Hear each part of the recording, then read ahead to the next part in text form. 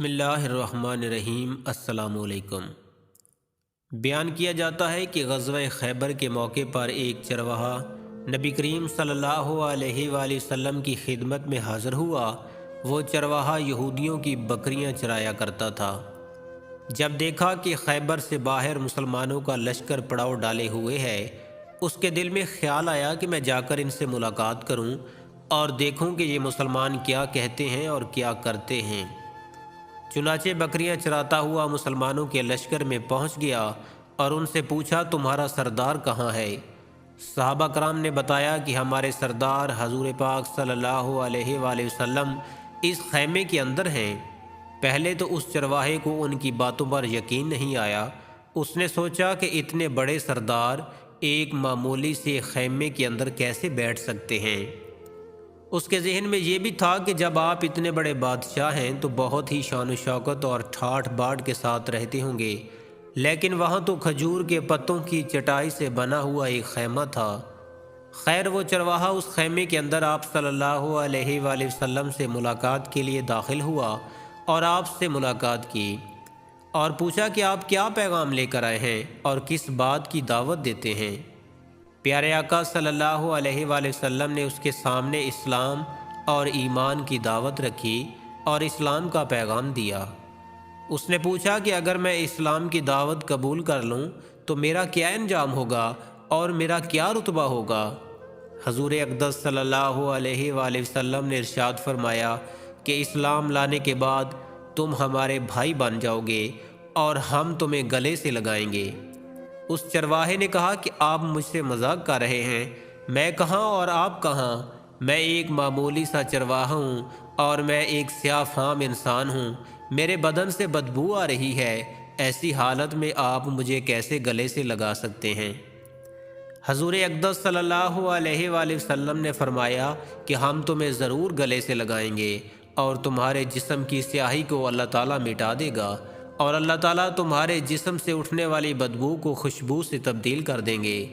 یہ بات سن کر وہ فوراً مسلمان ہو گیا اور کلمہ شہادت پڑھ لیا۔ پھر حضور اقدس سے پوچھا کہ یا رسول اللہ، میں کیا کروں؟ آپ صلی اللہ علیہ وآلہ وسلم نے فرمایا کہ تم ایسے وقت پر ایمان لائے ہو کہ نہ تو اس وقت کسی نماز کا وقت ہے کہ میں تم سے نماز پڑھواؤں اور نہ ہی روزے کا زمانہ ہے کہ تم سے روزہ رکھواؤں۔ زکوٰۃ تم پر فرض نہیں، اس وقت تو صرف ایک ہی عبادت ہو رہی ہے جو تلواروں کی چھاؤں میں انجام دی جاتی ہے، وہ ہے جہاد فی سبیل اللہ۔ اس چرواہے نے کہا، یا رسول اللہ، میں اس جہاد میں شامل ہو جاتا ہوں، لیکن جو شخص جہاد میں ہوتا ہے اس کے لیے دو میں سے ایک صورت ہوتی ہے، یا غازی یا شہید۔ اگر تو میں اس جہاد میں شہید ہو جاؤں تو آپ میری کوئی ضمانت لے لیجئے۔ حضور پاک نے فرمایا کہ میں اس بات کی ضمانت لیتا ہوں کہ اگر تم اس جہاد میں شہید ہو گئے تو اللہ تعالیٰ تمہیں جنت میں پہنچا دیں گے اور تمہارے جسم کی بدبو کو خوشبو سے بدل دیں گے اور تمہارے چہرے کی سیاہی کو سفیدی میں تبدیل کر دیں گے۔ چونکہ وہ چرواہا یہودیوں کی بکریاں چراتا ہوا وہاں پہنچا تھا، اس لیے حضور اقدس نے فرمایا کہ تم یہودیوں کی جو بکریاں لے کر آئے ہو ان کو جا کر واپس کرو، اس لیے کہ یہ بکریاں تمہارے پاس امانت ہیں۔ اس بات سے یہ اندازہ لگائیں کہ جن لوگوں کے ساتھ جنگ ہو رہی ہے، جن کا محاصرہ کیا ہوا ہے، ان کا مال غنیمت ہے، لیکن چونکہ وہ چرواہا بکریاں معاہدے پر لے کر آیا تھا، اس لیے آپ نے حکم دیا کہ پہلے وہ بکریاں واپس کر کے آؤ، پھر آ کر جہاد میں شامل ہونا۔ چنانچہ اس چرواہے نے جا کر بکریاں واپس کیں اور واپس آ کر جہاد میں شامل ہوا اور شہید ہو گیا۔ جب جنگ ختم ہو گئی تو نبی کریم صلی اللہ علیہ وآلہ وسلم لشکر کا جائزہ لینے گئے۔ ایک جگہ آپ نے دیکھا کہ صحابہ کرام کا مجمع اکٹھا ہے۔ جب آپ قریب پہنچے تو ان سے پوچھا، کیا بات ہے؟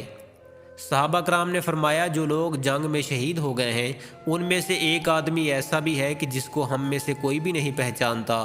آپ نے فرمایا، مجھے دکھاؤ۔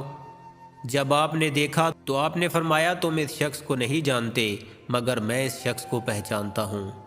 یہ چرواہا ہے اور یہ وہ عجیب و غریب بندہ ہے جس نے اللہ کی راہ میں ایک بھی سجدہ نہیں کیا، اور میں اس بات کی گواہی دیتا ہوں کہ اللہ تعالیٰ نے اس کو سیدھا جنت الفردوس میں پہنچا دیا ہے۔ اور میری آنکھیں دیکھ رہی ہیں کہ ملائکہ اس کو غسل دے رہے ہیں اور اس کی سیاہی سفیدی میں تبدیل ہو گئی ہے، اس کی بدبو خوشبو سے بدل گئی ہے۔